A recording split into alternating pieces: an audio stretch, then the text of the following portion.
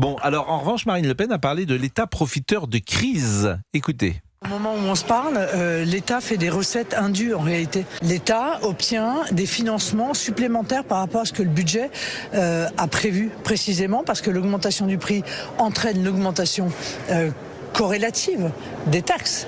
Donc l'État se comportant comme un profiteur de crise, compte tenu de l'angoisse dans laquelle cette augmentation plonge les Français, c'est pas admissible. Donc il faut trouver évidemment des solutions, non pas pour dégrader le budget de l'État, mais pour qu'au moins il ne se comporte pas comme un profiteur de crise.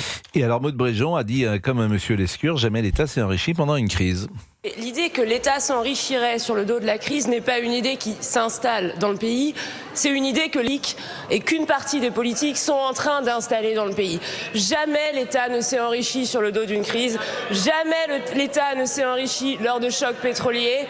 Vous savez bien que ça a un impact sur la croissance, que ça a un impact sur les volumes vendus, que ça a un impact sur les consommations et qu'in fine, c'est toujours très mauvais pour les finances publiques. Vous prenez l'exemple de l'Italie qui a en effet fait une remise à la pompe. Mais comment l'Italie finance cette mesure ?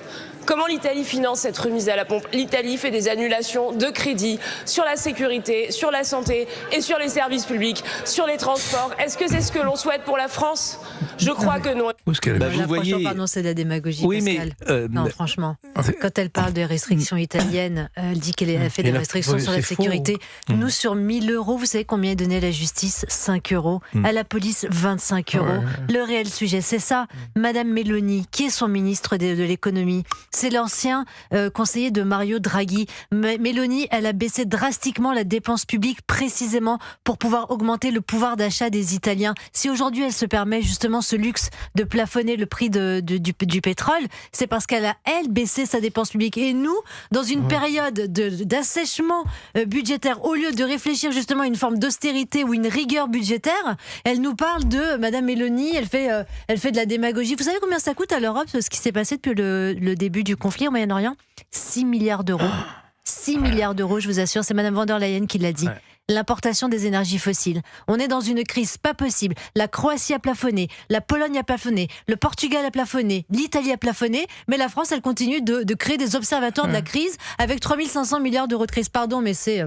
Mais ça va permettre de caser des copains, là aussi. Oui, c'est ça, en fait. Sabrina Medjaber. Mais vous voyez, ce qui m'intéresserait demain, et j'espère peut-être que sur l'antenne d'Europe 1, demain matin, on pourra comment ça s'appelle ? Le fact-checking. C'est bien ça, l'expression. Oui. Question simple. Est-ce que l'État profite réellement de la hausse des carburants ? Oui, mais... mécaniquement. Mécaniquement, oui, pour les taxes. Mais est-ce que cette hausse de l'énergie n'a pas des répercussions hautes qui font que l'État, quand même, dans cette crise-là, souffre ? Et moi, je voudrais un économiste, parce que, évidemment, je n'ai pas toutes les informations ou tous les éléments pour donner une réponse claire. Et ça m'intéresserait qu'un économiste m'explique qu'effectivement l'État peut gagner un peu plus avec ses recettes sur les taxes, mais que la crise est si profonde dans ces cas-là qu'il y a d'autres secteurs qui peuvent souffrir. Je ne sais pas ce qu'en pense notre ami Georges Fenech. Je ne suis pas un économiste suffisamment averti pour répondre à votre question. Moi, ce qui me paraît évident, et ça tout le monde peut le comprendre, c'est que l'État va percevoir plus de taxes et que c'est nous qui allons les payer. Vous savez quand est-ce que est tombée la dernière taxe ? Oui. Janvier dernier. Voilà. Janvier dernier, la dernière Mais le hausse 1er des janvier. taxes.